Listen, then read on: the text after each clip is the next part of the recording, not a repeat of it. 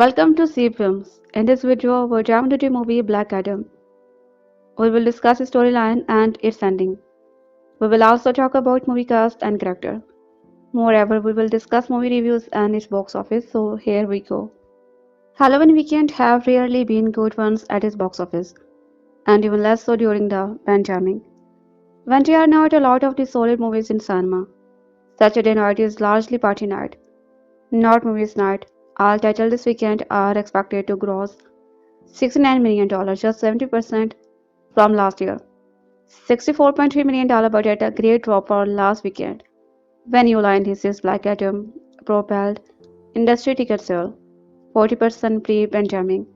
The last weekend of October rang up $107 million in 2019 and $105.7 million in 2018 per Box Office Mojo. The annual spooky event on movie going is forcing Black Adam to be 59% in weekend, with $27 million hold at stepper than a few of the Dwayne Johnson's movie on weekend too. Rampage, Skyscraper, and San Andreas, and some DC film. The Batman 50%, Justice League 56%, yet better than others such as Green Lantern minus 66% and 2016 Suicide Squad. Despite this, Black Adam is flying past $100 million by EOD, with Johnson's 18th movie to be fly past the century mark at the domestic box office. Due to no to be daddy one turned a gross of Black Adam is ahead of the Johnsons' Fast and Furious, Spine of Hope, and Shaw. That is commendable. Worldwide, Black Adam stand at $250 million. Also not over-indexing. No thanks to be Halloween syndrome. Is Learn Scared PG-13 horror film Pre-40 will add 2,980 theater, which made $2.8 million on Friday, including Thursday previous, for what looked to be $702 million start her place. That's close to be where Lionsgate was projecting the film. It arrives in an already horror-related marketplace. When Halloween ends set to be finished a start weekend with $60 million plus, and Paramount's slasher sleeper Smile going to be $92 million plus by tomorrow. Pray for the Devil, despite being a slightly different kind of the exorcism film in its female-driven conceit. Those who decided to be boy ticket to do it were 62% between the 18 to 34 and evenly split between the 51% female, 49% male. Demographic breakdown were 33%, men over 25 30%, women over 25 to 21%, women under 25 and 16% under 25. Diverse audiences were 38%, Hispanic and Latino 33%, 12% Black and 11% Asian. Top 10 theater come from West and Southwest. Relation mix measured in social media. Universe for Pray the Devil at $62 million across Facebook, Twitter, YouTube, Instagram, and TikTok scare by $29 million. What a later on the launch scared official channel. The Outbase, the peaked $20 million YouTube views on 8 studio owned video before opening. United Artists releasing the third weekend. Expansion RTL ad. Location note at A plus cinema score and 91% positive on post track. Mostly women at 61% with $1.3 million on Friday and $2.8 million for the weekend, and a running total of the $3.6 million for the Eon production. There's a third film this year to be getting an A plus cinema score. Black Movie gave till 94% on post track. Much of the audience is here at 84%, over 25, 63% over 35, and close to be have over 45% with 27% over 55. Diversity demos were 38% Caucasian, 42% Black, 11% Latino, and Hispanic and 9% Asian other. Till saw most of its box office coming from the Southwest, Northwest, and Midwest.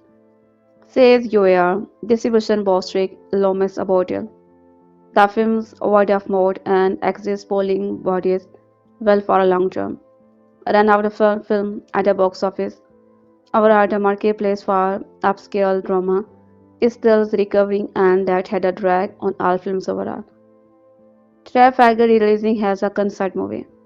Goldplay music of the Spare live broadcast from Aldis. Looked at a 29 run in 179 market across only 2 short time.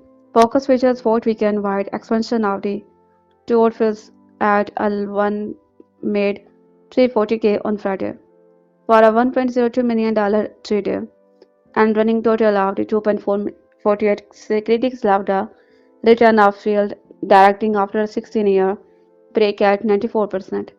Certified fresh. Cat Blanchett and arguably a lock of for Best Actress at the Oscar. But audiences could not take the 2 hour and 38 minutes movie about a type of the personality classical conducted at 72% positive on post-track. 42% definite recommend. The movie is skewed 54% female, older at 81%, over 25, 59% over 35, and close to be half over 45 and 35%, over 55. Played best in New York and LA, however, ticker sale got lighter the further you got away from each metropolises. Roadside attraction abortion movement feature Carl Jan from filmmaker Nagy did not fare that well with 247K at 1070 theater. A few films, particularly those that were on the art house sector, are going wide today. United Artists releasing Till from or will expand into 2000 theater, standing at 98%. Certified fresh on Rotten Tomato. The peak is expected to be bring in around $4 million. Searchlight is Martin MC Pitt. The bone shields of the installation is expanding to be into 59 theater across 11 additional market after its beefy theater average last weekend of 45, the highest of the fair its fall. The Colin Farrell Brenton's Glaciers movie first week clocked 251K. Focus Feature has a James Graham autobiopic the booked at 6 locations in New York City and Los Angeles. The movie stars Annie Hart, Jeremy Strong, and Anthony Hopkins follows Grey life growing up in the Reagan era Queen since its launch at the Cannes Film Festival. The pick has garnered 80% fresh on Rotten Tomato. Black Adam is finally out in theater, allowing Dwayne Johnson to be shown as the anti-hero he has been trying to be play for 15 years. The movie tells the story of the Adam, a man who rises from slave to be demigod before being sealed in a tomb for 5,000 years.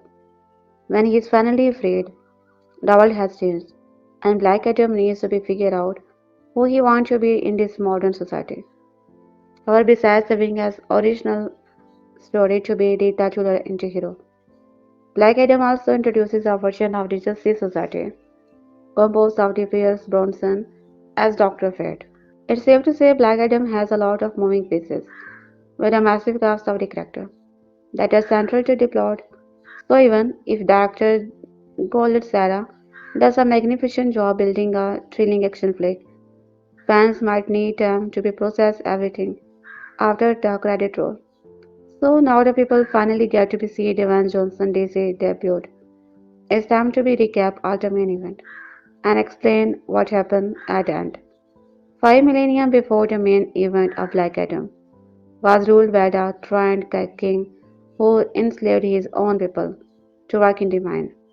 As it turned out, it's the only place in the world where we can find a mineral capable of channeling magic, and with enough in uranium. The king hoped to be forged a crown of this sabot, which gave his warrior to power of 6 mighty demons, willing to free his people. The Adam's son began a revolution. The king, willing to make an example out of her, decided to be execute a boy in front of people. However, as the execution blood touches the black back's neck, he vanishes into the air, was deemed worthy of carrying the power of Shazam by the Council of Wizards, and became the champion of the Kahndaq. Knowing he could not hurt, the king attacked his family, killing his mother and leaving the Adam on the brink of death. To save his father, transferred the power of the Shazam to Teth-Adam. Unfortunately, assassins lurked around during the ritual, which allowed him to kill Herod. Teth-Adam goes to be confront the king just as the crown of the Sabbath is ready, consumed by rage. Teth-Adam killed the king and all the palace guard and almost destroyed the Kahndaq. For his crime, he counsel of the wizard dubbed Adam until he freed by the Adriana. In the present, Teth-Adam's display of power turned him into a global threat, leading the Justice Society to go to be Kahndaq and capture the villain. They are no match for Teth-Adam, but a constant fight allowed the inter-gang leader Ishmael to kidnap Ammon and use him as a trade coin for the crown of the Sabbath. Ishmael is the last descendant of the king and rightful heir of the power of the Sabbath. Adriana agrees to give away the crown, but once the deal is done, Ishmael nevertheless showed Ammon. Teth-Adam waves saved the boy from the bloodbath. In his rage, causes another explosion that completely vanishes the intergang forces. The anti-hero almost kills Ammon and Adriana, who are saved from the explosion by the member of the Justice Society. Ashamed that his power could bring to so much pain to people he cared about. Teth-Adam says the word Shazam, gets stripped of the power, and turns himself to the Justice Society. The Justice Society delivers the item to be a mental valor to be imprisoned in an underwater chamber in life suspension until the end of his day. The water chamber keeps the item alive but prevents him from speaking the keyword to regain his power. The Justice Society has finished his mission, but a new threat arrives. Ishmael knew Black Adam would kill him if Ammon was in danger and planned to go to be hell with a crown of the Sabbath. So when Ishmael is greeted by the demon in the underworld, they grant him their power, turning him into their own champion capable of crossing the council of war. Ishmael turned him to Sabbath and is ordered to be set on the throne of the to open a portal to hell and burn the planet to the ground. The Justice Society returned to be Kahndaq to stop Sabbath, but his struggles are useless against such new power. Just as they are incapable of defeating that atom, they are also not equipped to face the champion of hell. So Dr. Fate come up with a plan to bewake Adam and call for his backup, trying to be save Hackman from certain death. Dr. Fate puts a barrier around throne room and decided to be fight Sabak alone. But while his body is busy in Kahndaq, his spirit goes to be Adam's prison to be helped with his escape. Determined to be answered a call, that Adam escaped his prison only to be thrown in the ocean. While his efforts fighting Sabak were commendable, Dr. Fate is finally killed by the villain. And once Sabak sat on the Kahndaq throne, the legions of hell emerged from the ground to be devour the living. After Doctor Fair's passing the barrier around the throne is also dismissed, giving the Justice Society a chance to be fight the villain. That Adam arrives amid the statues, while Adriana and Ammon lead a city's people against Hell army. After his arrival, the Justice Society members split up, the Hawkmen helping to be fight Sabbath while Cyclone. That Adam and Sabbath are equally matched, as they are champions of the most powerful magical being in the universe, however, with a Hawkman by his side. The Teth-Adam can be the villain, using Dr. Fudge's helmet to be project copies of himself. Hawkman distracted Sabak long enough for Teth-Adam to grab the villain. Amanda Waller is not thrilled with how things have developed to be and decided to be visit the anti-hero through a hologram, of course, because Waller is smarter than putting herself within reach of the Black Adam. Waller tells Black Adam that Kahndaq is become to be his new prison, and if he ever leaves its border, she will send someone to take him down. Black Adam mocks Waller before destroying her drone. However, he is soon greeted by the Superman, who tells the anti-hero they need to be talked. There is conflict growing in the DC Extended Universe, and with a sequel for Man of Steel reportedly in the works, we might soon witness DCU or most powerful being fighting each other. Believe it or not, by the ending of the Black Adam is a lot deeper than your average superhero movie. At the very least, there is more going on, and given how little backstory it provides for pivotal characters like Dr. Fate and Hawkman. Not to mention the deep DC tied to be Black Adam himself, means that a little extra context might help to keep track of everything that went on. Let's try to be get at this. If this seemed what it stood out as Cyclone tells Atom Smasher at one point in the film. Dr. Fatty's powers are so intense that Kent Nelson often seems possessed when wearing the helmet of Nebu, almost as if being Dr. Fat turned him into another entity entirely. That's pretty much in line with how the character is portrayed in the comic. As well, Dr. Fate is not only scary powerful, but also just a little scary. Of course, there is a whole lot of movie that happen between this and throughout the film.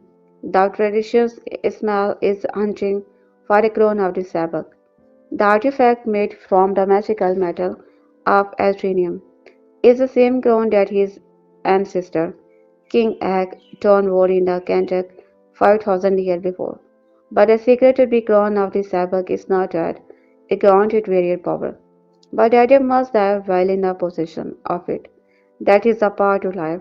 Read the inscription carved on it, and when Ishmael engineering his own death at Black Adam hand, he gets what he wants and sent to the block of finality, which seems like the magical DCU equivalent of hell, but is also basically the evil equivalent of the rock in eternity. The site where both Black Adam and Shazam are belly person were granted their power. It's there that he greeted by the group of the demon, who grant him the power he has been looking for once he speaks their combined name, Kanja like Shazam. While they don't identify themselves on screen, they name, at least in the comic, are Saturn and Belial. By the way, if you're looking for an explanation of what goes ground Black Adam, his power, and what those power are when he says Shazam, we have got that all laid out for you here. Ishmael essentially committed suicide by the anti-hero when he kidnapped Ammon. He knew that Black Adam would come, and he knew that would result in his death.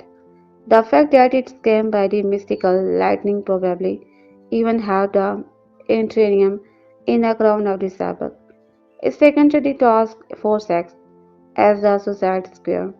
Black side, where he is met by none other than Agent Amelia Haycourt. Jennifer Holland is a nice surprise cameo. Sabbath looking like a really awesome heavy metal album over cover demon. Return to Beard and being rising the legend of hell to wreak havoc in the Kahndaq. Essentially, if he is able to be sat on the throne of Kahndaq, the same throne that King Agdon copied 5,000 years prior, it's all over for the world. And as cool as a जैसे they are outmeasured, or are they, you say? Sabak did not mention Dr. Fred. Frankly, neither did Dr. Fred's primate. This is indeed the same scenario that Dr. Fred envisions earlier in the movie. So this is there is a trick action using his magical power to prevent the JSA from pursuing him. He takes on the Sabbath on his own, but when he knows they won't work, he's really just buying them to be give them Adam a mystical, telepathic pep talk, awakening him from suspended animation. The battle your son was meant to be fired is upon us. Telepathically tells the Adam, referring to be how Adam's son was indeed a champion of the Shazam and was meant to be prevent King Agton from becoming Sabbath and ruling the world. It's a wonderful sequence, and it's a really great off-screen performances from Pierce Bronson. It awakens that Adam and frees him from his static tank, but Adam is still unable to be speak the magic word and gets pummeled by the Argus god as he tries to make the escape. It's a nice way to be illustrate how even without his power, that Adam is a tough, determined individual one with an immutable will to do the right thing, even if it's his own way. Of course, that's an underwater prison, and Adam's just taken a serious beating, and he may as well drift off and die. But instead is visited by the vision of his son, who remind him of why he must continue the fight. Is this merely Adam's near-death brain showing him vision of those he loved the most? Or is this Dr. Fate planting this here to be motivate him further? It's not clear, but it works. And Teth-Adam says a magic word. It's transferred and gets a brand new, comic accurate costume to be Gatic to fight his Sabak and his demonic horde. Look, this is not that big deal. But it sure looks awesome, alright? It also followed a recent DCU tradition established in the Aquaman of having a character start a movie a cool costume or to costume at all, and even eventually get one that look like it come right off the comics page. Of course, there's a little more to be done that is the anti-heroes represent Black Adam spiritual rebirth. Before this point in the movie, he was wounding directionless a man out of them, and with no mission other than to be kill anyone who got his way or threaten people, he perceived a moment. When Sabak stabs Eggman, this is the same portion of Dr. Freddy's vision that we witnessed earlier in the film. Except there's just Eggman's mystical decoy, and he just brought Black Adam enough time to be arrived on the scene and literally rip the Hobo demon in half. That is such an awesome moment. The questions remain. Did Dr. Fred forces his own demise and know that Hawkman that was the ruse? Or did he see Hawkman dead as it was meant to be and then change things accordingly? It had an emotional impact for me because these men are brothers. Bronson says they are men who have traveled the echoes of life together. They know each other's soul so well. They are at war with these incredible power. But more importantly, they have such a human heart for each other. So that for me, as Doctor carried me into everyday work, that it was with Aldis and Quintessa and no. So it's not about being a superhero. It's about being that man. Dr. Fred who can foresee the future and know what's about to be happen with his dear friend and the consequences of it. Shortly after the victory over Sabbath, Dr. Freddy's helmet of Nebu disappeared just as he did. Folks, one of the primary role of the superhero storytelling is that if there is a nobody, then they can back. With fact, it's a little murkier is possible. Even likely that Ken Nelson, at least his physical form, is indeed dead. It's a shame because Bronson is so exceptionally delightful in this role and seemed to be having a blast. It's reasonable to assume that he could return, even as dismayed about the mystical entity if he and the filmmakers wanted. On the other hand, the center of Dr. Power is a helmet of Nebu, so another way where I could pick it up and we could have a new Dr. Fred, but hopefully one who consult with the spirit of Kent Nelson from time to time. This sort of thing happen all the time is DC comic, and other folks who have won the Dr. Fred model including into Nelson. In the comic, Black Adam became the ruler of the Kahndaq, and he ruled fairly but harshly. But here in the film, despite the resident of the apparently calling for a strongman Dr. Tubbs, after being liberated from the intergang, Adam realizes that he would be better suited as a protector than a ruler, and smashes the throne instead.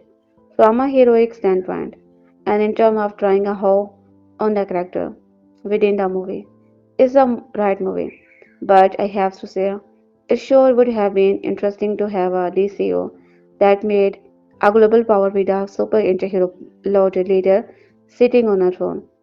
Of course, all of this action is Kahndaq even further draw the attention of Amanda Waller and Argus, who tell Black Adam that he can do what we want, as long as they're up where he is.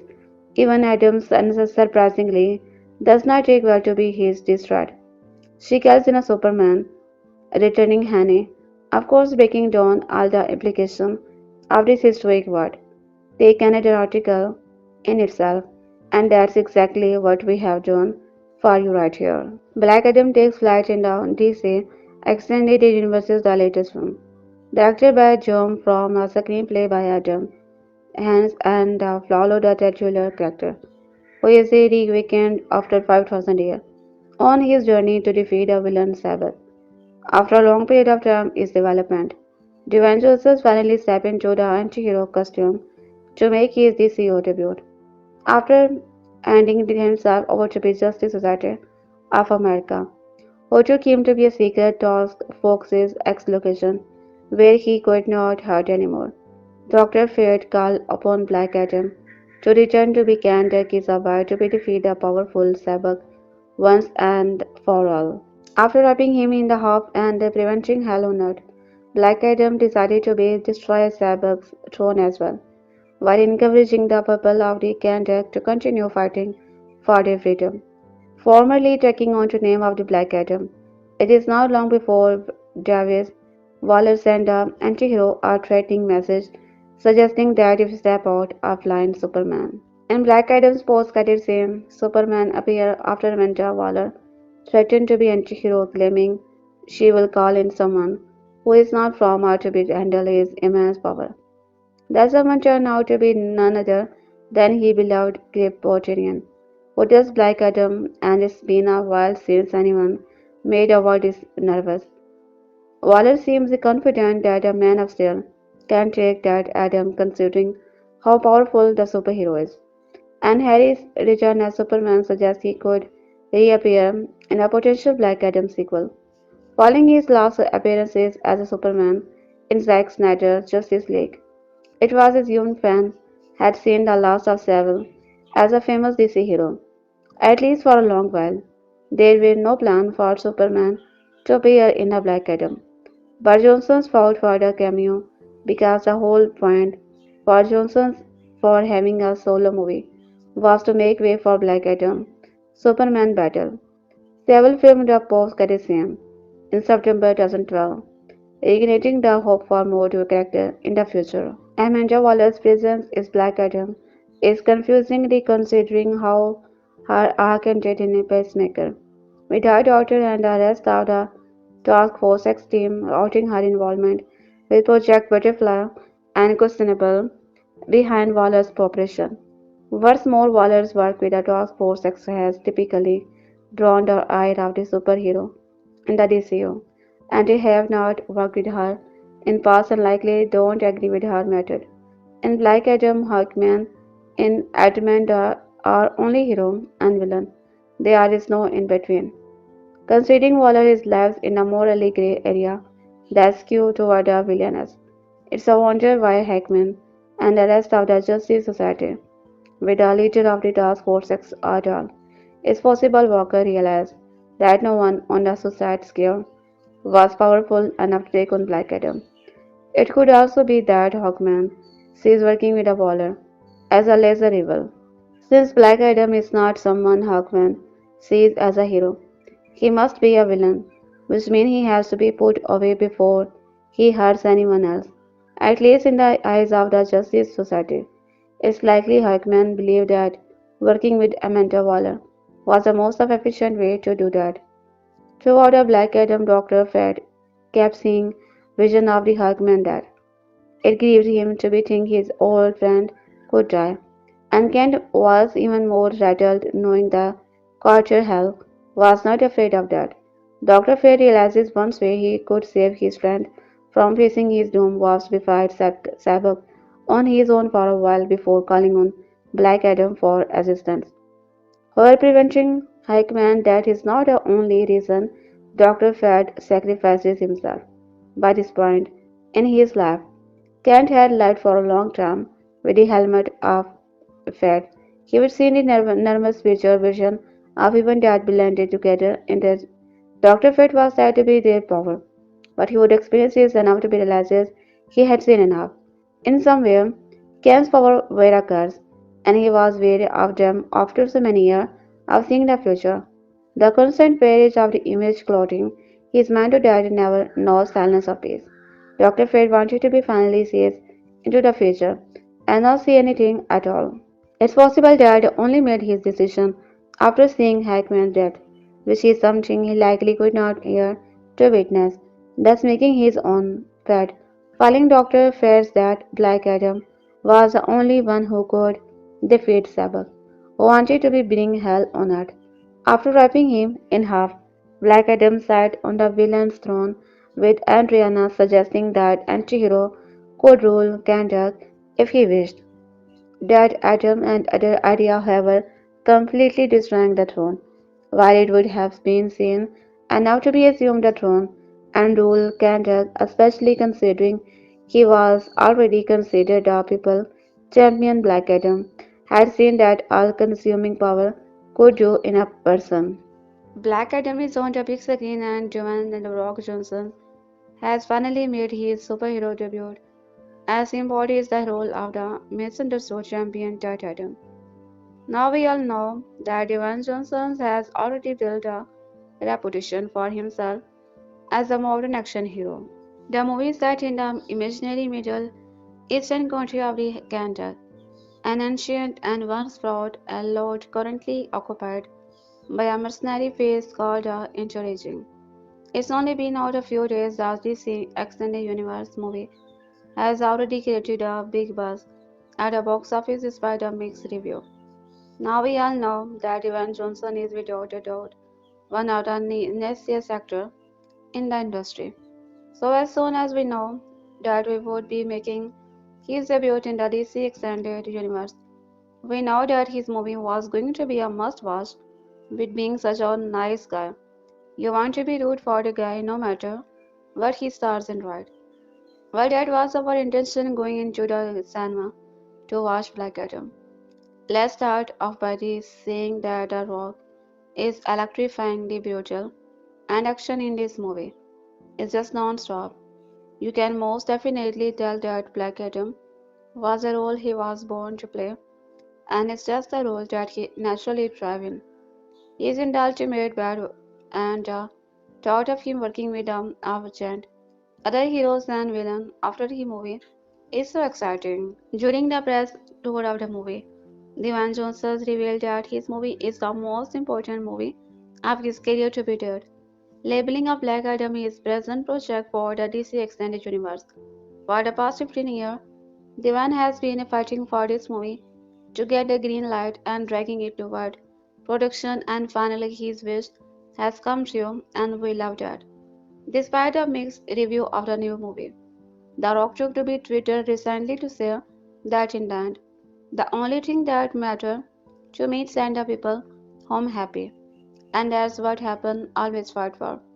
It's safe to say that Dwayne Johnson delivered on his promise of shifting the DCU in a different direction. Yes, the story is a little undrawn in this section, but overall, there are definitely moments that fans will love, and seeing The Rock as somewhat superhero is sad to say. If you are a fan of the comic, then you will know that Adam is not your traditional hero. He is not one to be regularly cracking jokes. Thankfully, Dwayne Johnson does the character justice and swap his charisma for a performances that is brutal, alongside providing the right amount of depth and right humor to be make it entertaining to watch. However, Adam's biggest weakness is that so much so it's actually about Black Adam from the multiple trailer and previous clip prior to the movie release. We want into the cinema thinking we know that the movie was solely based on the anti-hero now as Black Adam, but in fact the movie spends a lot of time on character and not Adam, meaning a lot of character had their own opportunity to shine. This movie was at best when it leaned into the star. I mean it is.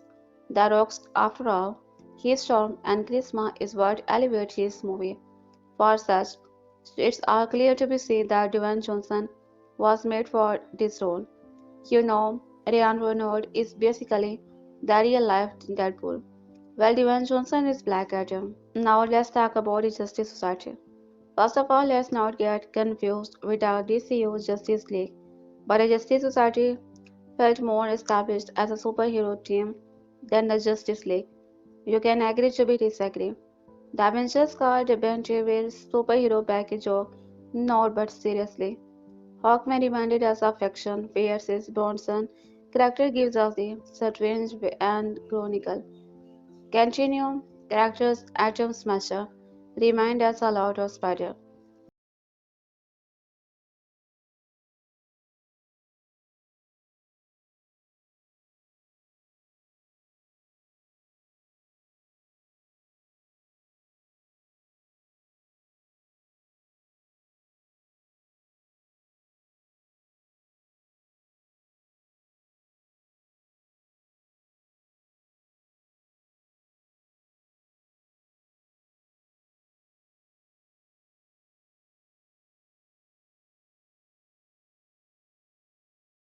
At some point in the near future. Now we don't give away too many spoilers, but the end of credit scene gave us hope for the future of the DCU. And let's just say it has had happen open for an interesting sequel. Are we going to see the Black Adam making more of a frequent appearances in DCU? I guess we will have to be wait and see, and really hope we don't. From the action-packed action scene to the amazing graphic. But Black Adam overall was a good movie. Would we rush to be see it on opening weekend if Dwayne Johnson was not playing the lead role? Probably not, but in the conclusion. I think that Black Adam is one of those movies that you need to be see yourself rather than relying on view to be determined better. It's what a trip of the cinema. You don't have to be a DC superfan to be appreciate this movie, and Black Adam definitely set up something that could be really exciting for me. The future of the DCO wrestler actor. Now anti-hero what is next for Dwayne the Rock Johnsons. A bad plan is better than to plan at all. This is a line that pops up at various points during the Black Adam. In the Middle East country brings the there is nothing to so wrong with Black Adam that it should be avoided, but nothing besides the appealing presence of Dwayne Johnson.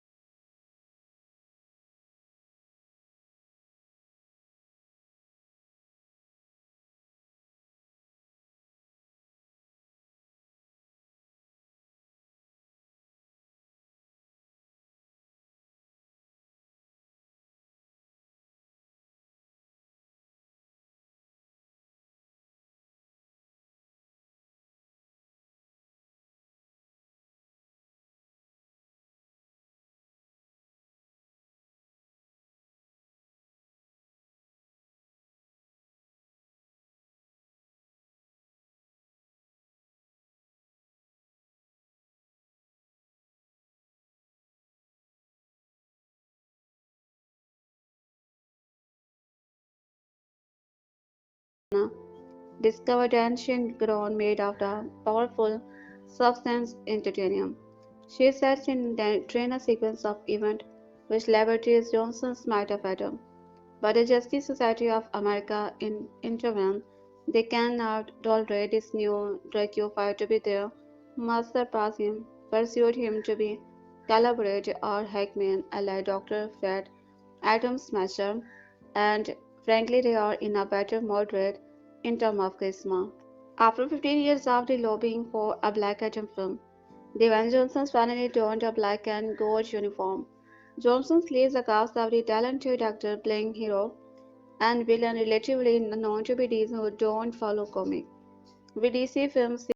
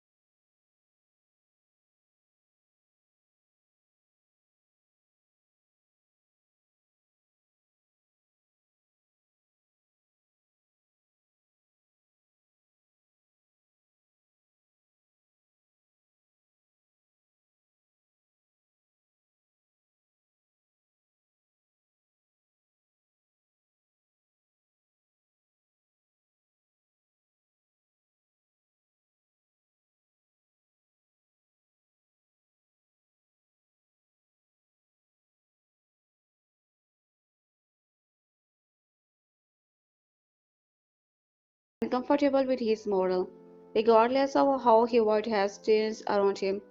This almost nobility fish out of water remind me of Arnold in Terminator 2, Judgment Day, and Kurt Russell in Soldier. But as the films progress, it is easy to connect Black Adam because of the hero's persona. Black Adam is one of the least Dwayne Johnson-like films of recent memory. There are no charismatic smile or banter that you are used to his role. Still, it hard now to be see Dwayne Johnson as nothing, but Dwayne Johnson is this film. He is so distinct and missive of a man to disappear into a role. I am okay with that. You will never hear me complain about action icon Arnold, Stallone, or Jackie Chan. The rest of the cast is relatively good. Yes, Johnson, especially it brings a level of the gravity to Dr. Fate. Sarah Shahi is sometimes forced to deliver some comedy dialogue, but she is at least convincing. Even child actor offers something here, reminding me of John Connor from Terminator 2. Judgment Day, only 75% less annoying. Centennial and Quintessa Swindle are not gives enough to do in the film. I almost wish that JSA got a movie before Black Adam to flesh out those characters. Aside Hodge is also a great hackman and leader of the group, albeit his characters conflict with Johnson's Black Adam over the fact that the hero John Kill is a bit silly. As Superman, Batman, Wonder Woman, and Aquaman put plenty of people in the ground in the other DCU movie. Maybe Hawkman's definition of hero actually signifies a reset at DC. After all, otherwise DC's next target must be the Justice League after the Man of Steel and Batman vs Superman. Dawn of Justice murder spree. Is it possible to have too much action?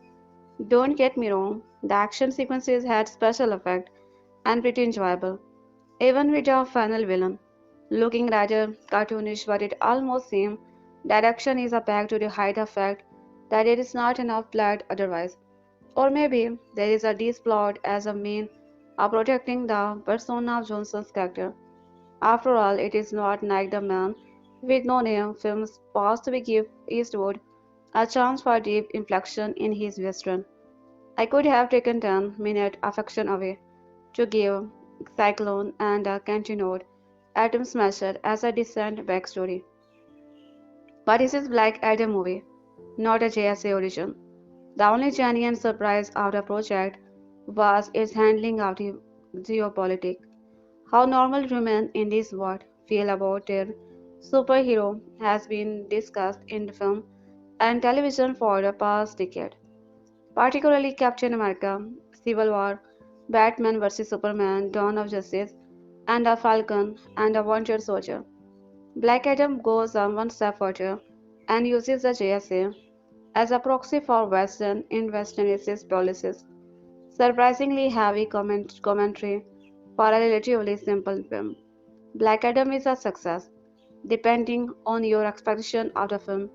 I was not expecting on Aaron Sorkin script or a convoluted plot that engaged in the minutiae of the comic look here. Sure, critics may complain about how safe of the storytelling or far safe of the nitpick the laboratory's black Adam take with his character. This is fine. Superhero films are no longer covered in a Teflon as they once were. But there is much more good than bad here, especially if you want to be stuff your face with a popcorn and watching to go boom. Almost every Dwayne Johnson film is approachable in this way, which is way to continue to be dominate the box office despite his distract. At this point, it's reasonable to not realize the DC extended universe is still something in active development. From its multitude of the cancelled or delayed projects, so the near constant upstream controversies surrounding the DC film and shows to all of the well publicized studio dysfunction behind to be seen. And yet Black Adam has finally arrived in the theater, a feat seemingly accomplished through the sheer face of the will of his star. Dwayne Johnson was now being dragging it toward production for more than a decade now. Directed by Jungle Cruise and orphan filmmaker Guillaume Colette Sarah Black Adam cast Johnson as a Teth-Adam, a former slave who has granted the power of the Egyptian gods to protect humanity, only to end up destroying his homeland of Kahndaq while seeking the vengeance for his murdered family. Imprisoned for more than 5,000 years by the same wizard who imbued with him near invisible power. That item is awakened by an archaeologist searching for a powerful ally to see free modern key Kahndaq for Movie's magnetic network. That item's explosive the nuclear resurrection and the resulting slaughter of his mercenary soon put him on the radar of the Justice Society of America, a team of superhero dogs with a maintaining our international peace.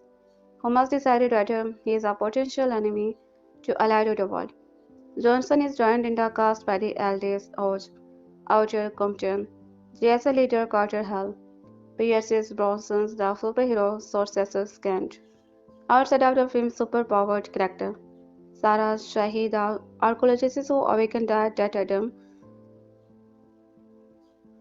plays her son and comedian Dr. Mohammed Amr, play her brother Marvin Cancer, plays the intriguing member in a pursuit of powerful relic known as the Crown of the Savage. It's a crowded cast, but as a little suggestion, Johnson's superpowered character is a focal point of the story, and his performances often drag it back to the center whenever the maintaining outstaffed narrative being to the vendor. For much of the film, Black Adam feels like a project uncertain of exactly what type of film it wants to be, and as such, it borrows the element from various DCO films before it. That would be fun in the DCO films maintained a relatively consistent taken to the counterpart at Marvel, but franchise studio Warner Bros. Pride themselves on letting each DCO film delivers a standalone experiences. The tone of Black Adam pineapple from the silly superhero hinging of 2019 starts him to be darker filter of Zack Snyder grim and gritty hero. Ever's version of the DC comic universe to be CG fueled, brainy action spectacle of 2018, Aquaman over and over again, allowing little time for any overarching and aesthetic to be take root. Johnson's Teth-Adam, who is accompanied to remind everyone that he is not a hero and is totally okay with killing people at least once every 5 minutes, bounces between angsty compilation of his tragic backstory and trying to be nailed on a snappy catchphrases, alternatively injecting the humor and blackness in the moment where they seemingly don't belong.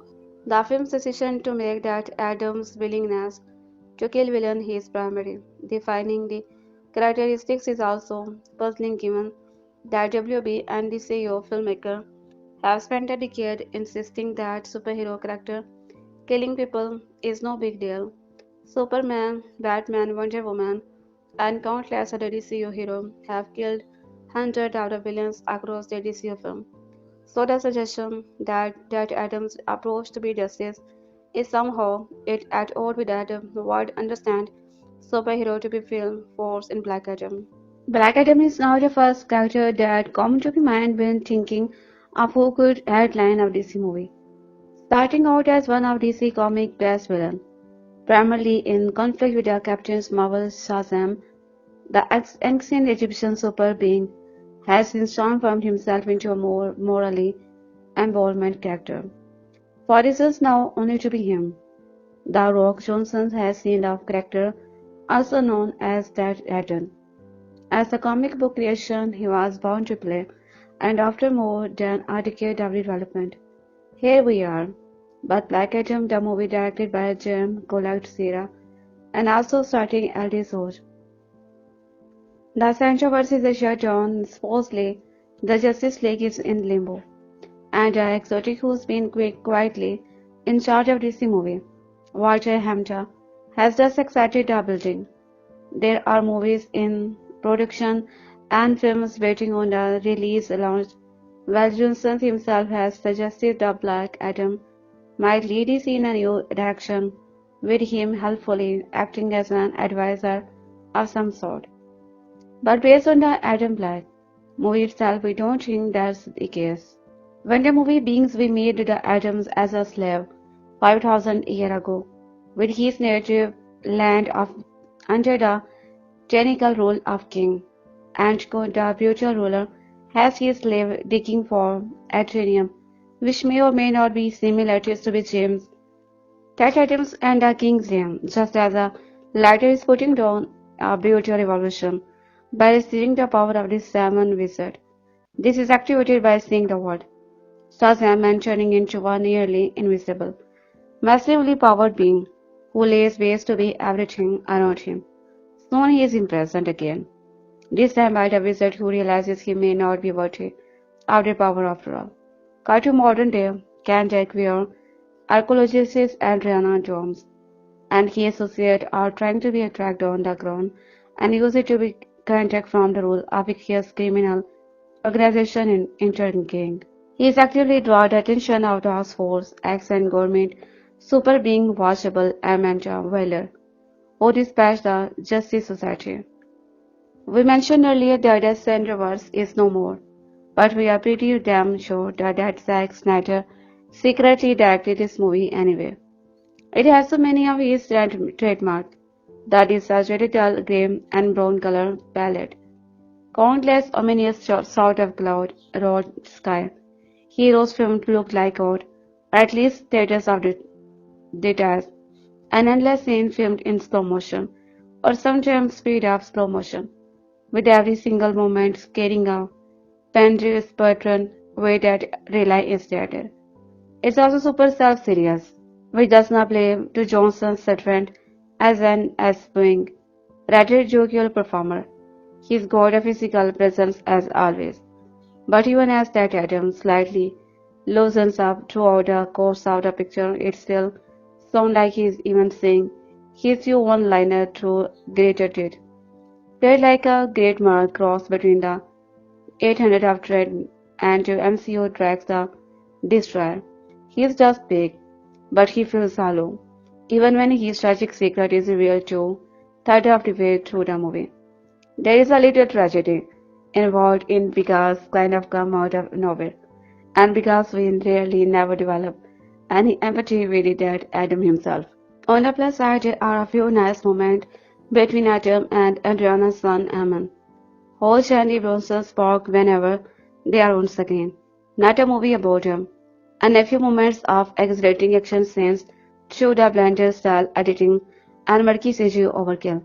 But between the introduction of Teth-Adam and the Justice Society, some a weak moralizing and about whether killing is good or bad, a regretful, unexplored nod toward modern imperialism. Plus a third act entry of a woeful, underlocked, big bad Black Adam seems like a hodgepodge of spare parts from a film rather than a game Dwayne Johnson has had. Even the mid-credit scene you have surely heard about by now seems more like a threat than a promises. Black Adam is not the first character that comes to my mind when thinking of who could headline a DC movie. Starting out as one of DC Comics' best villains, primarily in conflict with the Captain Marvel Shazam, the ancient Egyptian super being has since transferred himself into a more morally ambivalent character and allowed to be some of DC's traditional hero, but as the lead of his own film. For reasons known by to him, Dwayne Rock Johnson has seen the character, also known as that as a comic book creation he was where to be player. The Snyderverse is about John supposedly the Justice League is limbo, and the access who has been quietly in charge of DC movie. Walter, but he has co-excited a building. There are movies in production and films waiting on a release, a launch pad, while Johnson himself has suggested that Black Adam might lead DC in a new direction, with him helpful acting as an advisor of some sort. But based on the Black Adam movie itself, we don't think that is case. The new film is almost a throwback to a simpler, dumber kind of superhero movie.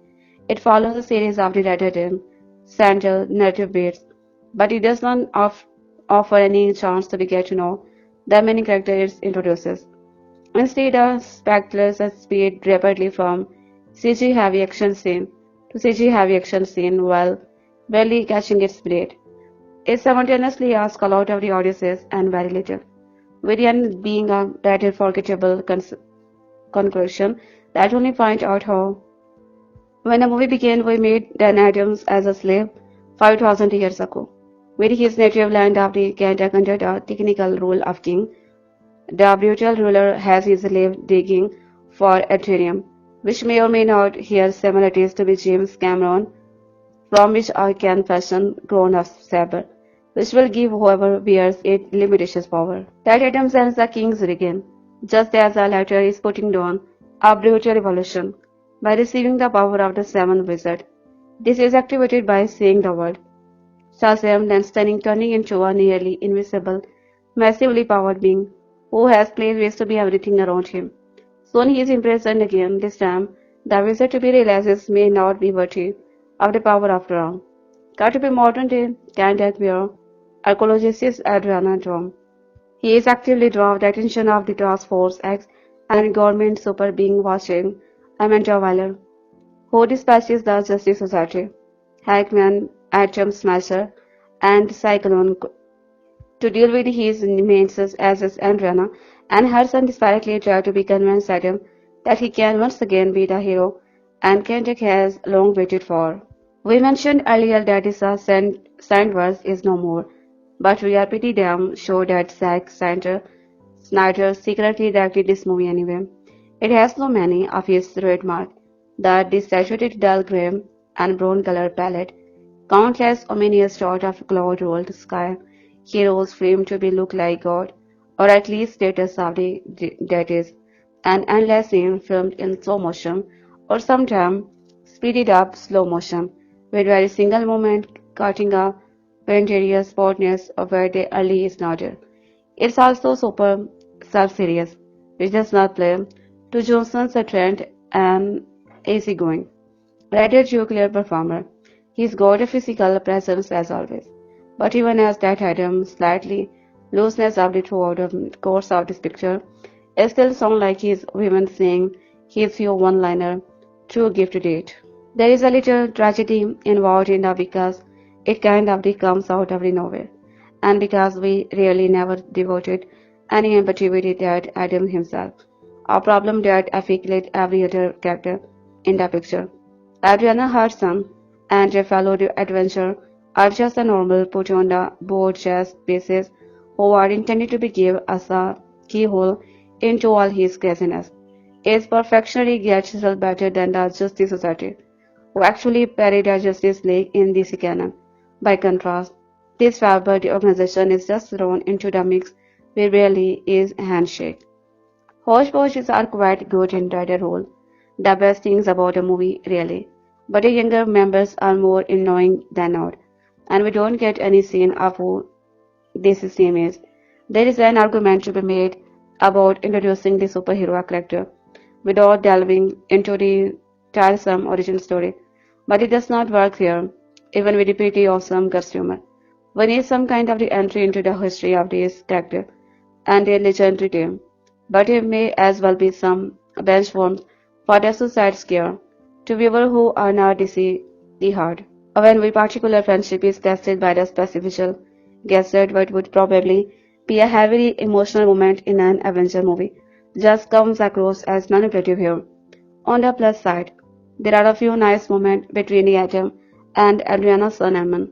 These are not words you want associated with your big, expensive, blockbuster superhero movie, but here are the ones that come to mind when I think about Black Adam.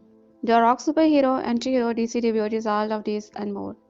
A lifeless log that offers up plenty of big, flashy fight scenes and a ton of the gritty CGI but little reason to care about who wins or loses. The film's plot is as predictable as they come, and movie viewers will likely be able to be plot out exactly what's going to be happen after the first 5 minutes.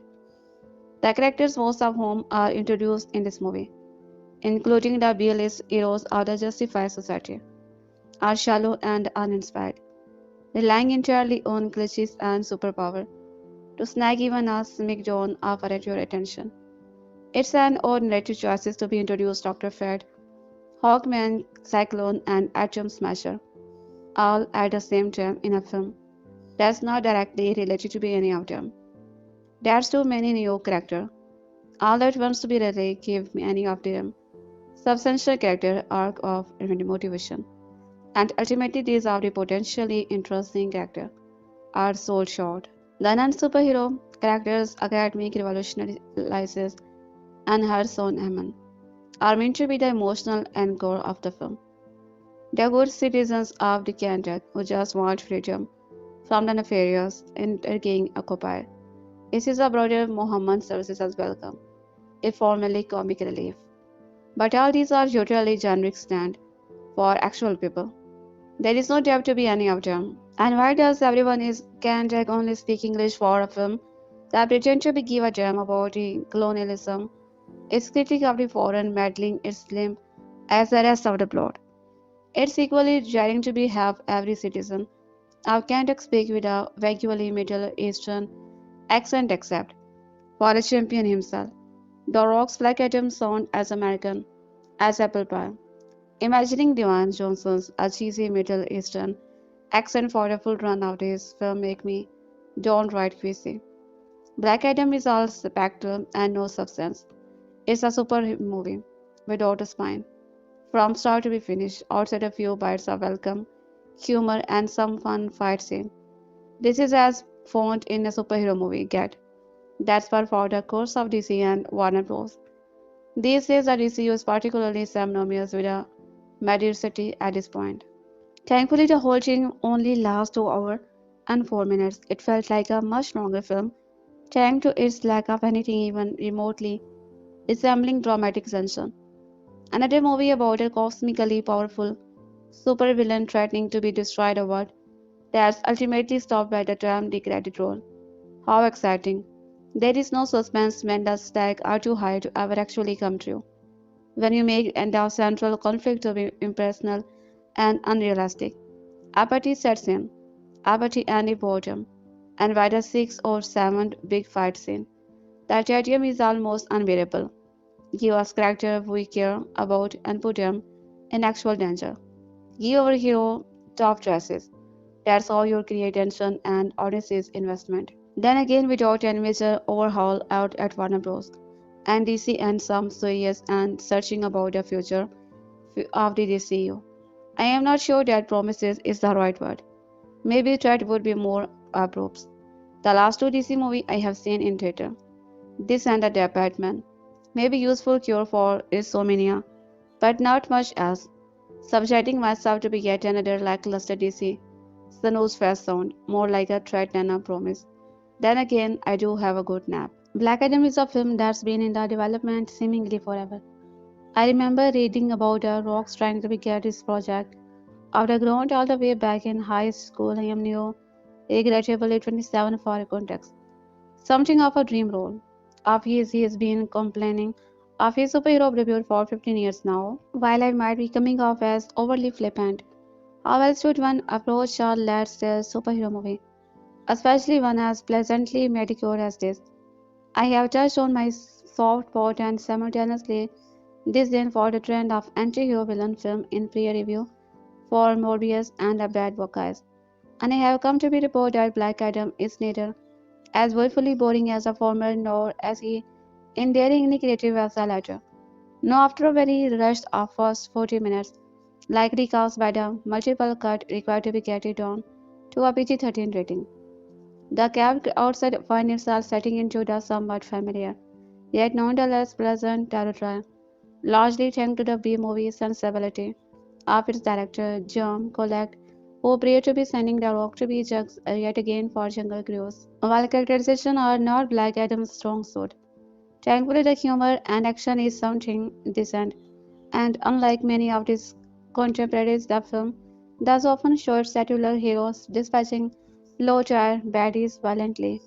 If you will, if I'm being honest, Black Adam actually has more clearly visible, brutal violence and a recently released Halloween ends, and yes, I am kind of mad about it.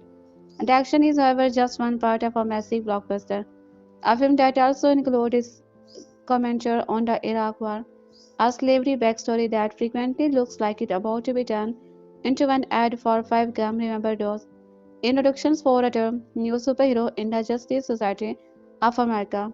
Kryptonite like material with a name that sounds like it could be a cryptocurrency that gets robbed altogether by the halfway point, and a skyboating teenager who mysteriously distract the bad guys that dumb and bass player.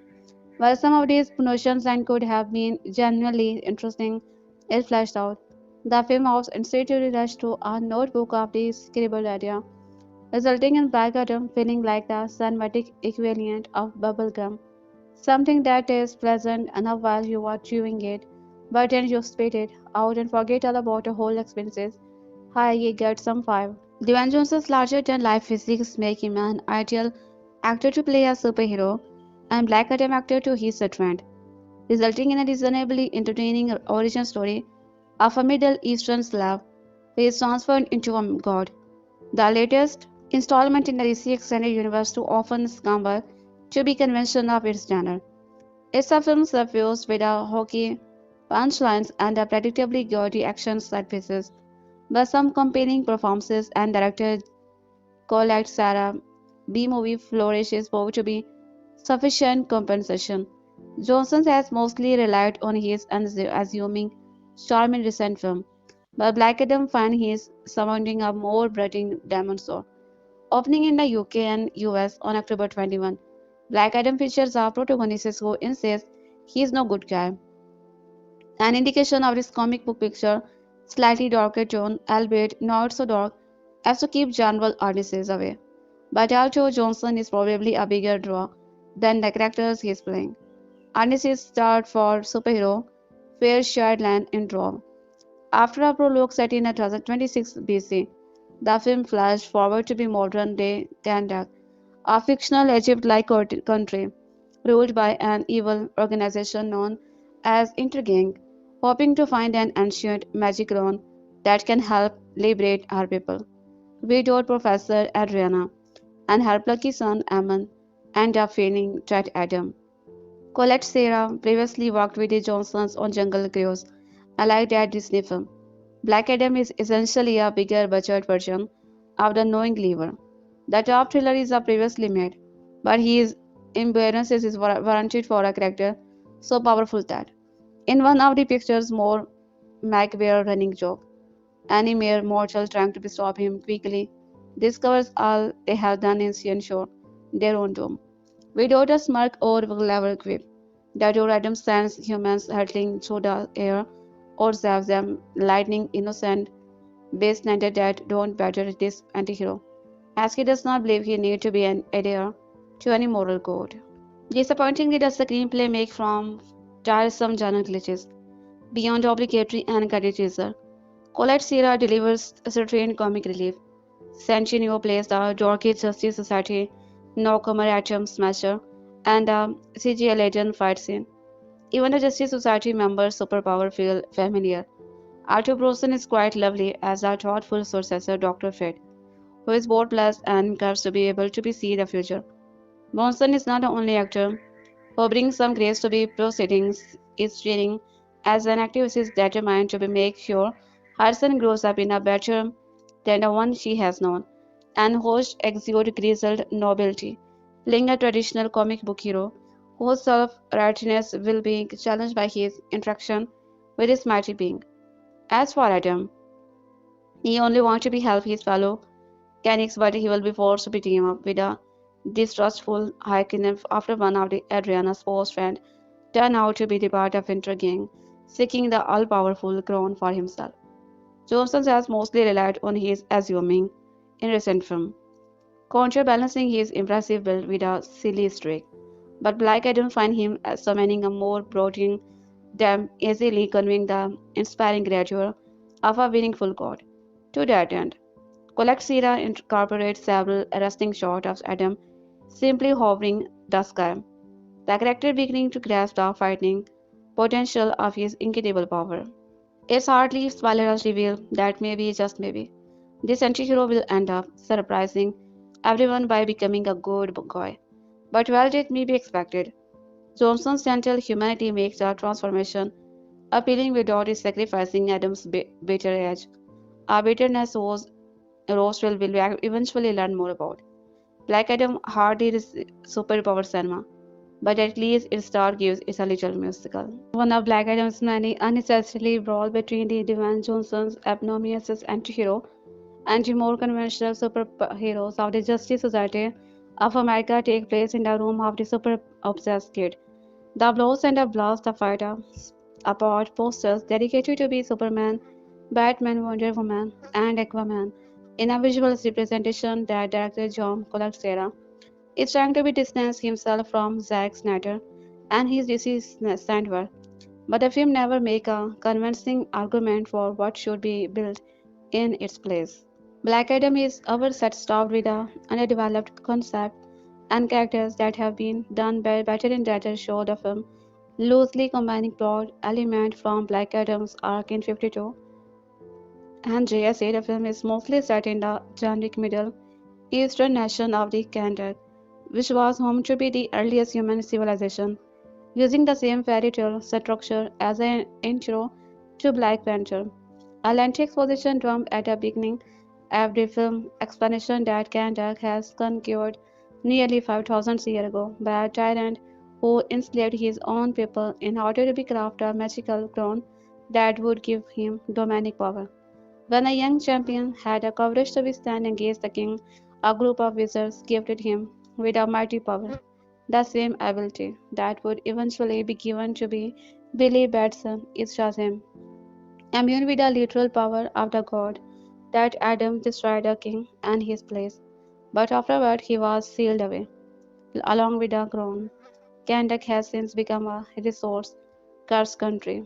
It again read as a substitute for private military companies like Blackwater or Wagner Group. But Black Adam's three-man writing team does not have the courage to be get political about such group role in the world, even as they are trying to be right of superpower spin in the Arab Spring.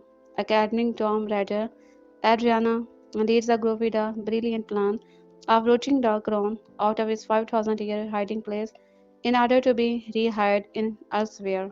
All the killing Adam does is meant to be some combination of funny because it's so casual about his overwhelming power, and his infant he is liberating his homeland from a group of gone with bad teeth and a four teeth powered by the adrenum, an obscure mineral in DC lore, and act like a kryptonite for hero who rely on magic. Here is also basically the DC variant of Black Panther's Tage and Baling element vibranium, allowing intriguing to ride around on flying scooters that look like they were designed by the Green Goblin.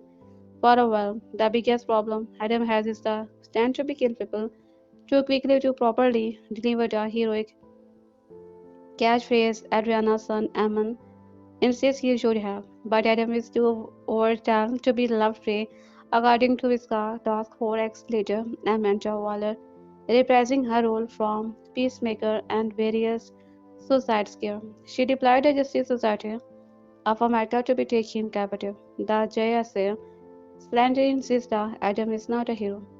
Because heroes don't kill, at the same time, every time they go into reaction, they cause collateral damage on the scale of Team America. What police refusing to be negotiate with Adam or even try to understand his millennia old perspective. They keep forcing new fight in with him, and until they inevitably all have to be team up to fight the film's tiny developed true villain in the CGI heavily sequences that share all the problem of the conclusion of Wonder Woman, Shazam, and many of the Marvel Cinematic Universe movie before them. Watchmen and The Boys deliver much sharper commentary on superpower as a version of the American military intervention. The problem is that Black Adam still argues that superpower are not good for the world and they deserve their power, even it continually shows them the abusing but power and ignoring the way white of the people they claim they are representing. The writers basically just land on the idea that countries lie to be self-determination mean they are agent entitled to be have their own representative godlike avatar. I would dream of hero rising up against operation would also probably have worked better if Johnson's agreed to be occasionally fight. Black Adam never develops its JSA members enough to be let audiences care about him, which is a problem since much of the film emotionally payoff revolves around a bond between their leader, Hawkman, a culture, and a powerful wizard, Dr. Fate, while Bruce brings his usual charm to the role of an aging hero looking to be passed a torch to the next generation. There is never any explanation of what is this stamp serving in the GSA has meant to be have of quarter. There is also a big missed opportunity to create common ground between the Atom and Hawkman, who is typically a reincarnating hero in ancient Egypt. The film does not even mention his backstory. Instead, we get a bunch of time wasted on Neo JSA, Ricorat, Maxine, Hunkel, Aka Cyclone, and AI Aka from Smasher. They mostly seem to be in the movie to be add your interest and a minimal romance plot, and to inject more colorful power into all the battle which will crable from Captain America. Civil War, the colorful way Cyclone wears is admittedly stunning, but AI is bumbling comic relief as a version of Ant-Man who can only to be good. There is a huge overlap in power sets of characters between DC and Marvel, and the MCU has a massive edge in that it's between DC to the bunch in putting many of these characters on screen, which leaves DC's version feeling derivative. But Black Adam is also packed with a slow-mo, high half-step sequences that feel crippled, straight from Zack Snyder's 300. So collect Sarah does not seem overly concerned with visual originally. Wallace presents and a quick cameo from her Lieutenant Amelia Haircut are a reminder of better, more subverts comic book stories like a peacemaker while provide a far deeper view on why he should not be killed. The creature could have been a stood like some notes from Marvel event and for more tightly written Venom movie. The writers keep inserting new facts about Kahndaq and the evil crown all the way to Black Adam third act. Various venom, let there be carnage largely bald. The exposition down to be titular alien Sambolid are freaking out when he first sees the villain Carnage because he is a bred Sambolid, which apparently all of the artists need to be known. The best criticism of Black Adams might have been made by the Johnson himself. Well before the movie came out, in the post-credit sequences for DC League of Superpower pairs, as Black Adam's kind and companions Anubis, Johnson noted being an anti-hero is basically exactly like a regular hero, except way cooler. You make up your own rule and then you break them. Also, you can ignore most moral and ethical conventions because no one can stop you. Black Adam's takes on anti-heroism never really contradict, and at pointed breakdown, the film is too focused on the idea of a black lad mass murder being cool that it does not ever answer the questions it starts to be raised about what Code heroes should live by, or where the limits of the redemption in the Grey God Black Adam is just like the many other Meteor superpower movie. It plays at a subverting. It's a more focused on spectacular than on creating the genre or developing any of the deeper themes it finita exploring Black Adam isn't it now. Black Adam is overstuffed with the underdeveloped concept and characters that have been done better in our show and film, loosely combining plot elements from Black Adam's arc in 52 and JSA. The film is mostly set in the generic Middle Eastern nation of the earliest human civilization, using the same fairy tale structure as the intro by Black Panther. A lengthy exposition dump at the beginning of the film explains that Kahndaq was conquered nearly 5,000 years ago, but a tyrant who enslaved his own people in order to be craft a magical crown that would give him demonic power. When a young champion had to be the courage to be stand against the king, a group of the wizards gifted him with mighty power, the same ability that would eventually be given to Billy Batson is Shazam, imbued with the literal power of the god that had destroyed the king and his place, but afterward he was sailed away along the crown. Kahndaq has since become a resources-scarce country ruled by the criminal syndicate Intergoing. Intergang reads as a substitute for private military company like Blackwater or Wagner Group, but Black Adam's three-man the writing team does not have the courage to be get political about such group role in the world, even as they are trying to be the superhero spine on the Arab Spring. Academic Tom Raider, Adriana Thomas leads a group with a brilliant plan of rooting the crown out of a 5,000-year hiding place in order to be hide it elsewhere or to keep it out of the intriguing hand. The project goes about as well as effort to be protect. MC Goffin always do. Adriana winds up releasing that Adriana who starts off by flying Adriana's capture like a live arc of the convent, then Soul Manly and Helitis are entirely intergang scared to the turn of the Rolling Stone find it black. Or the killing of the Adams does it mean to be the some combination of funny because he is so casual about his overwhelming power, and Tryphon he is liberating his homeland from a group of goons with bad teeth and a future tech powered by the H&M, an obscure mineral in the sea floor that act like a kryptonite for heroes who rely on magic. Here is also basically the DC equivalent Black Panther's tech, enabling the element vibranium, allowing Intergang to be ride around on flying scooters that look like they were designed by the Green for a while. The biggest problem Adam has is the land to be kill people too quickly to properly deliver the heroic catchphrases Adriana's son Ammon insists Ina should have. But Adam is too volatile to be the love free, according to Task Force ex leader Amanda, reprising her role from Peacemaker and various suicide. She displayed the Justice Society of America to take him captive. The GS insists that is not a hero because heroes don't kill. At the same time, every time they go into the action, they cause collateral damage on the scale of Team America. Would police refusing to be negotiate with Adam or even try to be understand the millennia old perspective, they keep forcing new fight with him until they inevitable day all have to be team up to be fight the film's Tenny developed truly villain. In CGI heavy sequences that share all the problem of the conclusion of the Wonder Woman, Shazam, and many of the Marvel Cinematic Universe movie, a superhero movie in which a likely presidential Candidates show how satisfying is wield overwhelmingly force when nobody is strong enough to be challenged. Jom collects Sarah's Black Item bill for most ever. Just be another fun, not great night of spandex, mime, and franchise hoping to be reborn. Other moviegoers may have trouble in enacting a scapious player here. Given the naughty global issue the movie raises, but is not fully processed, as depressing as it is to have to praise the carnival, our pop culture for a hint of tomorrow's foreign policy, and to imagine threat scenario involving the entertainer as likable as Dwayne Johnson.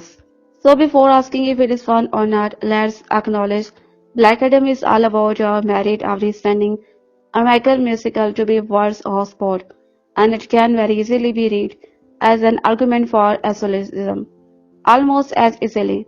It can't be interpreted as an indictment of past inaction from after geopolitical complexity, then a desire to be player, all Odysseys, honestly or not, business as usual in both Hollywood and Washington, but vastly more problematic in our latter place. Politics be damned, the first thing most comic purpose will notice is that we have prayed DC would move on. There are more generic echoes of these standard words.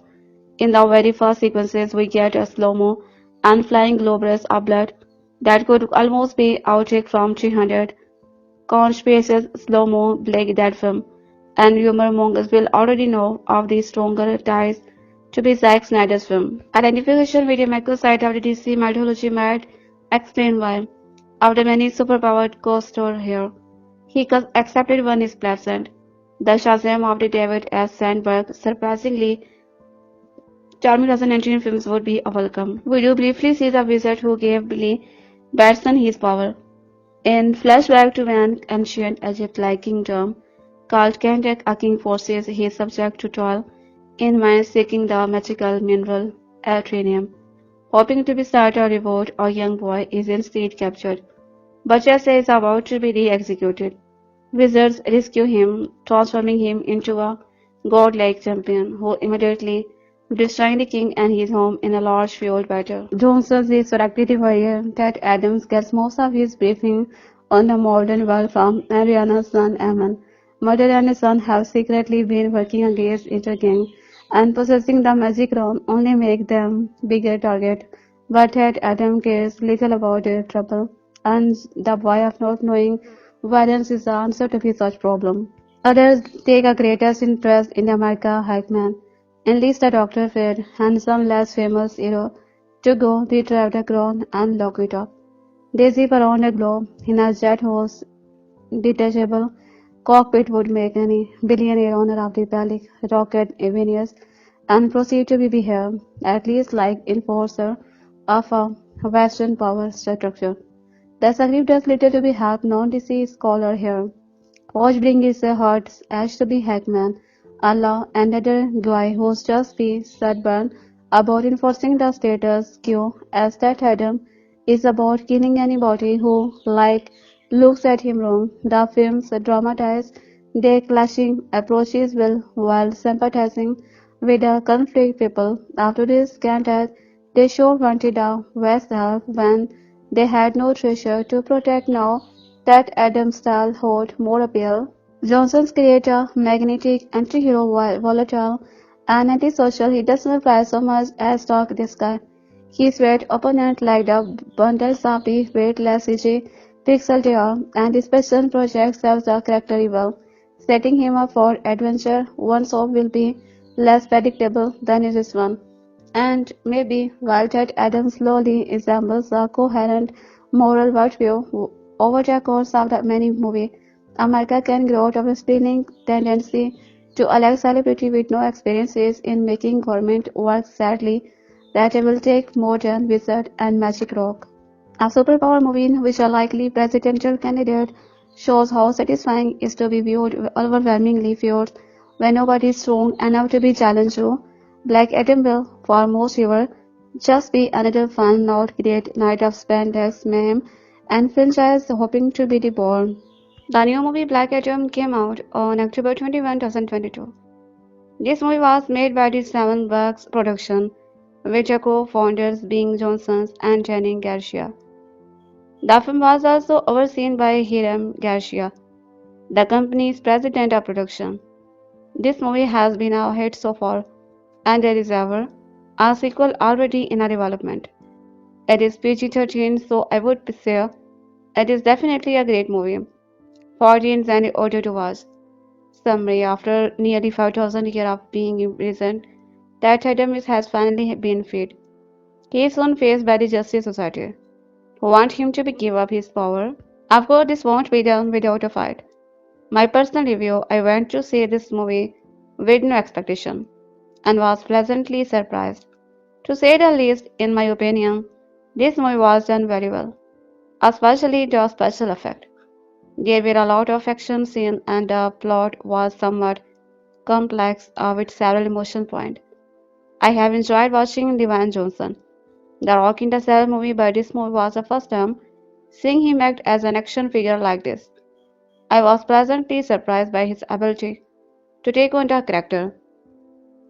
Black Adam, and I felt he did a great job. Black Adam is not a superhero, and I thought it was cool to finally have a movie on someone who is not technically the good guy. My favorite part of the movie was when Black Adam first appeared after he has finally been freed. You see Black Adam fighting and killing everyone, and this really shows off his power and the different things he can do. I don't like the movie flow sometimes because so much kept happening. There would be a bunch of fighting, and then it would stop for only a short while, and then something else would happen without much of chance to just process what was happening before something else would start. That was really the only issue I had with the movie. So that I would definitely recommend seeing the movie Black Adam. Black Adam is a movie is trying very hard. It is perhaps the perfect artifact of the intones of the star, who has toiled endlessly for over a decade to be bring to the big screen and has tried to fare a will alone to make the title character as ubiquitous in the comic movie landscape as he is. Devante Rock Johnson's and tireless work ethic is all over the movie, but sadly effort does not equal excellence. And when it must come to the execution of filmmaking, Black Adam falls quite short of the mark. By now, you are probably privy to the big spoiler, but you won't get into the hero. However, it is the unstoppable nature of the hero, massive exception that I will get to be later, that loom large over every minute of the runtime, putting a massive drag on the first stake. But as for the true movie, it centers around an ancient hero imbued with the power of the Shazam. Notificated and Akron, it would appear mercenaries is, while the Marvel Cinematic Universe were often countless strange and indulgent direction. The DC Extended Universe side suffering from a glaring identity crisis. What exactly is the DCU? Who's running the DC ship? Is there a red roadmap? Which movies and what characters are a part of it? There was a time then when I could answer the question. But now these days it's also convoluted and confusing, which is frustrating considering the iconic character in their catalog. Zack Snyder and the well-defined blueprint he was following. Unfortunately, his vision was too dark, too gloomy, and too serious for many who could treat on the MCU. That, along with the Joss Whedon debacle and a considerable amount of studio meddling, ensured that Snyder's vision would never be fulfilled. So here we are, still wondering where get they go from here.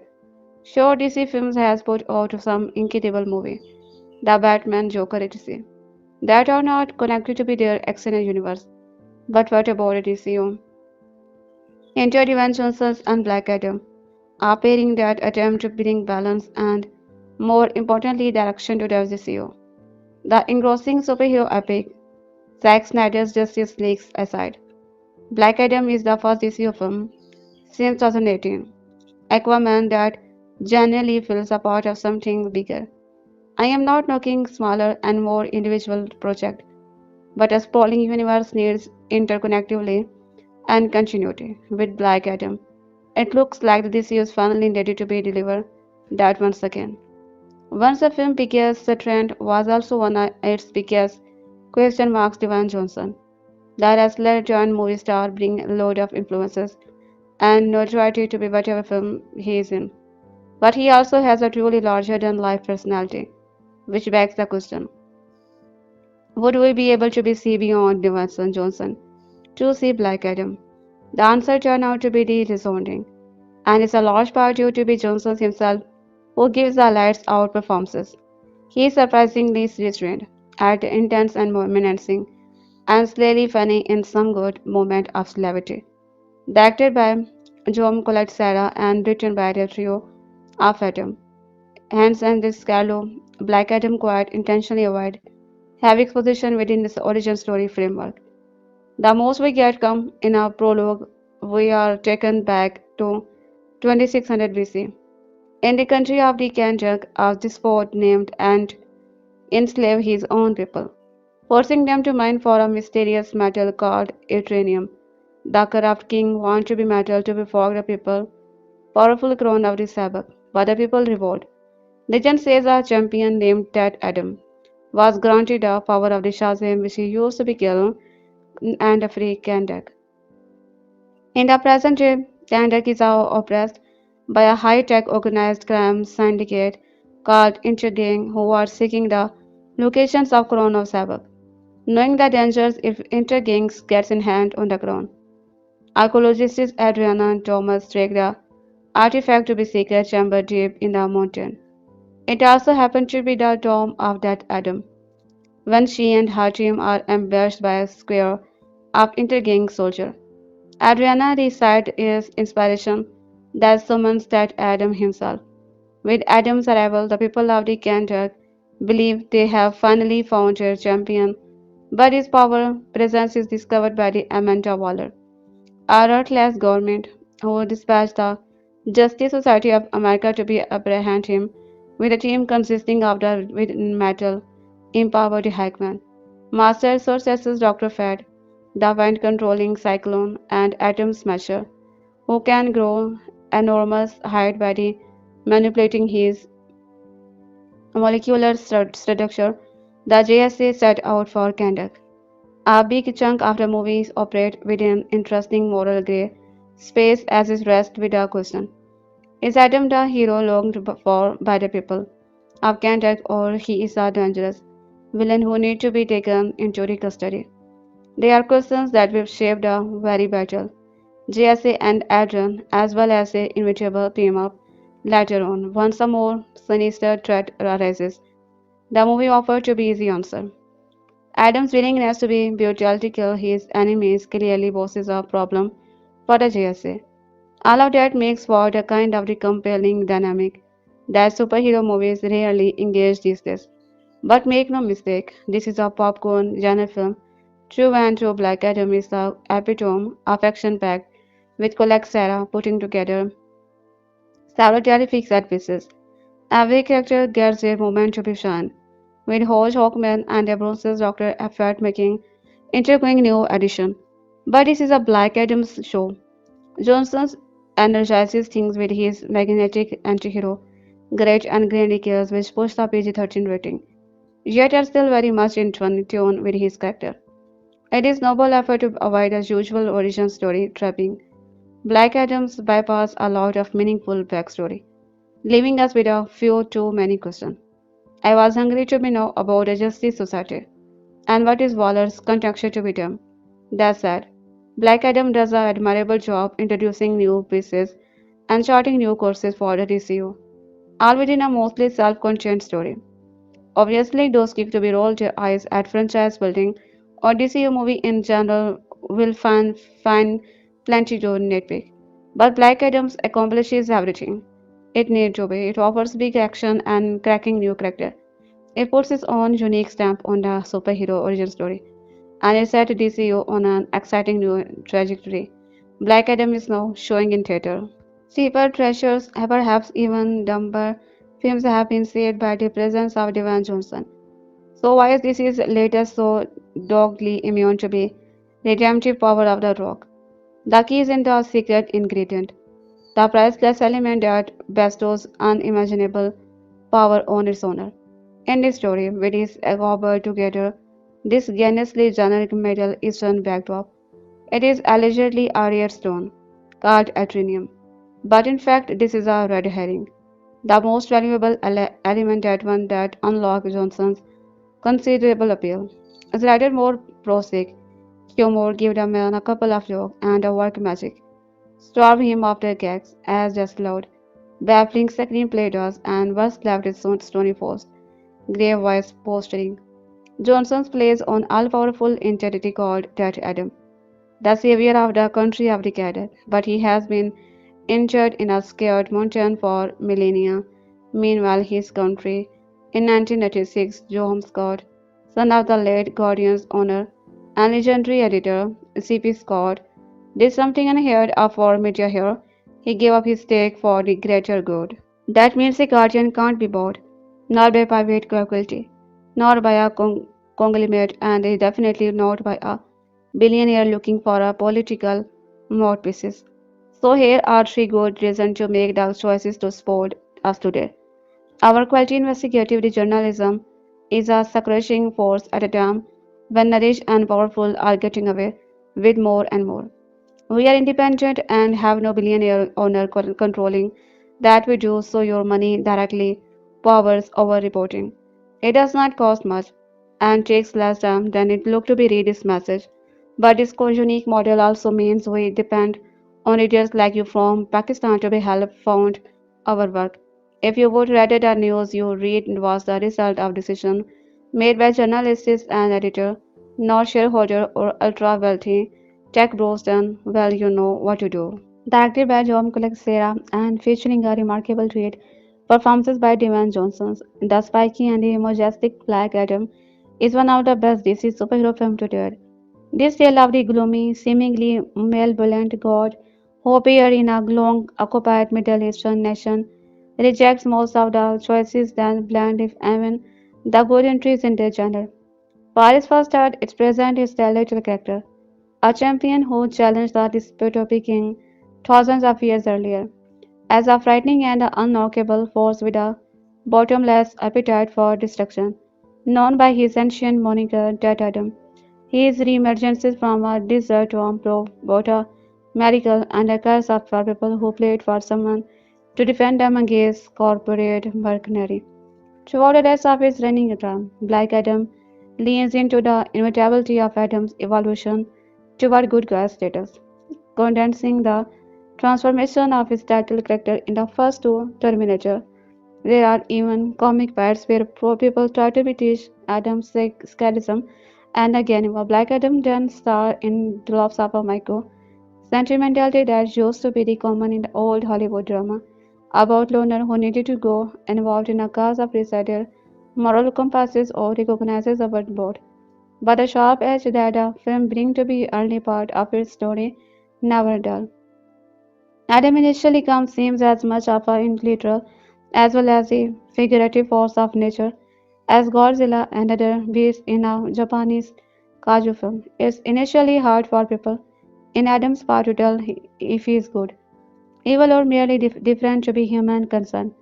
One thing's for sure, everyone wants Adam to help them prevent a grown forge in hell and infused with the energy of six demons from being placed off the head of someone intriguing. The latter are usually triggered by three villain characters who appeal to be Adam's presumed innate goodness. One is Adriana Thomas, a university professor, resistance fighter, and widow of a resistance hero who was killed by the another is Adriana's cheerful and indomitable son Ammon.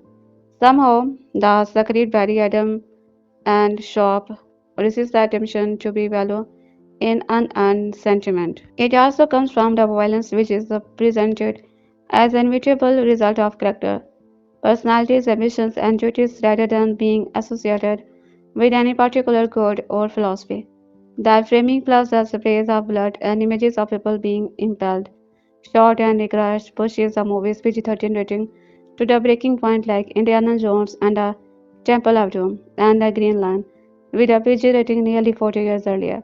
There were several walk notes on the block atom screening the starter attend, and in every case, it was somebody who brought a child under 10.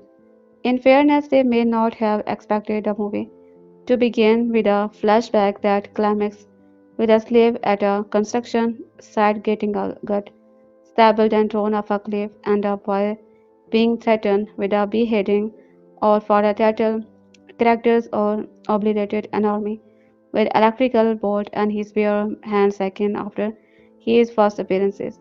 Nearly every other scene, including the expository dialogue exchange, is set against a backdrop of a city whose resistance have been hardened not just by the occupation but the cast force that are unleashed whenever super being clash. Film history buffs might know the studio and originated a project, the Warner Bros. Subdivision's New Line. It will also be prominent with a horror film, Grey Berry releasing Driven Dawn and Dirty genre pieces, and drama including The Menace to Society, and get into the blockbusters with the original Lord of the Rings trilogy. You can see that lineage reflected in many scenes and sequences of this film, which is PG-13 is in fact but odd in spirit. Black Adam immediately announced that sort of film. It is by weaving in quote from the Rolling Stone, Paint in Black, the melody of which is referenced in Lorne Bell and musical as well as visual, sniped from the good. The bad and ugly key work from artist whose best work invite you to a root for people who move through their work like treasure. The film's director honed his mayhem chops in the horror movie, then eroded a thriller in which elimination, brutality dispatches the adversaries. Colette Serra makes a PG-13 film feel like an hour by cutting away or jumping back from the violence, but letting us hear it. People watch. He also does this by the insisting to action as well as the dialogue. Fidelity to the basic film storytelling kept Black Adam centered even when it dialogue doing 10 things at once. The film is packed with the foreshadowing, setup, payoff, twist, and a surprise, and is filled with well-defined lead and supporting character. One standout is Bronson, who delivers a moving portrait of an immortal who is trying to be seeing the future and thinking back on his past after a fair look at those who live in the prison with a mixture of the melancholy, wisdom, and envy. Another is in Johnson, whose his real acting job, but in recent years has been seemed to be the constrained, may be intimidated by these lucrative images as a people's glory. He is an minimalist as one could be when playing a god. He takes a lot of his cue from the second star that the film quote most often, but also seem to be have learned from action hero performances by stars like Neeson and the Charles Bronson. The politics and the spirituality of the movie are just as committed and consistent. Even when the story flirts with a incorporated symbolistic Western heaven and hell imagery, Black Adam never loses track of what Adam represents in our world. And Germany liberation the possibility of redemption and renewal, and a refusal to be defined by the however things were always been done. The result sometimes plays like the DC answer to the pop culture quake that was Black Panther, serving up a Middle Eastern, inflected version of the Marvel film's Astro sensibility and letting it setting and stand in for any place that was colonized. But its politics are more clearly defined and less compromised. Black Adam is that anti-imperialist to its marrow, even equating the Avengers like Crew sent to be captured and imprisoned Black Adam to be a united nation. Black Adam is a superlative and clever example of this sort of movie, coloring within the line while drawing the fascinating doodle in a margin. In its brash, relentless, overscaled way, Sarah film represent audiences and want to be respected by it. Black Adam give the audiences everything they wanted along with the things they never expected only in theater to do. While superhero movies are typically front-loaded, there were a number of Black Adam marketers saw only slight drop. School holidays helped in part of the Europe among the standout are France minus 19%. The Dwayne Johnson star continued to be ranked number one in 16 overseas markets including France, Germany, Spain, UK, Australia, Indonesia, Taiwan, Brazil, and Mexico. In IMAX, it added $2.3 million to its overseas decision for an offshore cum of the $8.2 million and $18 million global in the format. To avoid Paramount Smile added its $7 million from 62 overseas market this weekend, minus 35 and is nearing $100 million offshore with a $93.6 million to Sunday. Globally, it is as a $186 million and should cross $200 million in the coming week. Meanwhile, Sony Lily Crocodile has grown to be $50 million global. This weekend was good for $6 million in 14 overseas market, down by 12% in the holdover. I was beginning to doubt if Black Adam, a film that I had been anticipating for 10 years, would live up to be there. I spent all those years reading up on the Shazam and those Black Adam's character once Dwayne Johnson confirmed he would be portraying Shazam's arch nemesis. The idea of a solo film for the character of Teth-Adam was intriguing to me for what I assume also headed draw Johnson to the character. Black Adam is one of the most powerful beings in the entire DC universe and is charismatic and ruthless. There is also the fact that the character has ages worth of comic history to draw from in one way or another. While 2022 Black Adam does not feature a showdown between the title characters and Billy Batson Shazam, as portrayed by the combo of Levi and Asher Angel, it does do a wonderful job introducing the man in black to be DC Extended Universe. Not only that, but it goes out of way to highlighting the complexities of that Adam and allows us to be get to be understand him. This origin story will make it even sweeter when Black Adam and Shazam to be finally clash. So did Black Adam up to be so lofty expectation had for it? The answer is in fact yes, but there are elements that could have been handled better. Dan Johnson gives what I believe to be the best performances of his career to be there in the role of that Adam Black Adam. There is also the introduction of Justice Society of America, which is mostly handled well. Aldis Hodge is a Justice Society leader Carter Harkman and Pierce Bronson as Kent Dr. Fed, who is a sorcerer. Both stand out coming also among a JSA member in the film. The action is non-stop once the film gets rolling, and these sequences are incredible. One of my early concerns after the thriller was the sheer number of visual effects that Black Adam used, and I worried that the film would not be able to be sustain a high visual quality. However, the VFX team did a tremendous job and allowed me to be further immerse myself in this world. As for the drawback, the screenplay is the biggest issue with Black Adam. While it does give audiences a fantastic origin for the title character and his home city of the Kahndaq, it can feel like it is doing too much in certain area and too that little in other. There is also the fact that his script does not give Black Adam a worthy opponent to be faced up against. The villain of Black Adam stands as one of the most forgettable antagonists in recent comic book film history. Despite these two very key issues, there is much to be loved about this film, and Dwayne Johnson and company have gone out their way to create one heck of a big screen experience. Black Adam serves as a spin-off to Shazam and centers on a dead Adam Black Adam, an anti-hero who was gifted the powers of spurious Egyptian.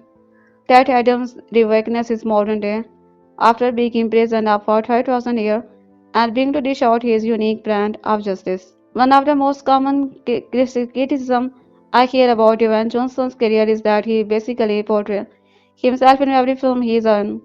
While in a certain cases I can see where that criticism is coming from, I can assure you that in Black Adam, I witnessed Dwayne Johnson's embodied the character he was portraying. Not once was my illusion shattered, and Johnson's brought a near perfect portrayal of that Adam. His version of this man in a black is dripping in charisma. You feel very every bit of rage and pain, and there are moments where Johnson is terrifying.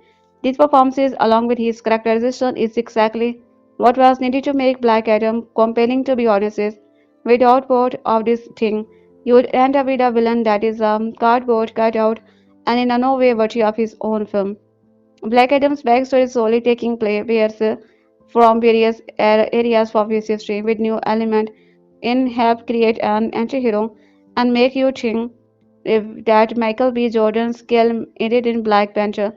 Black Adam presents a main character that shows that not every person with a superhero is going to be squeaky clean and they do not beware. This does not mean that said person is not complex and is incapable of being a good person.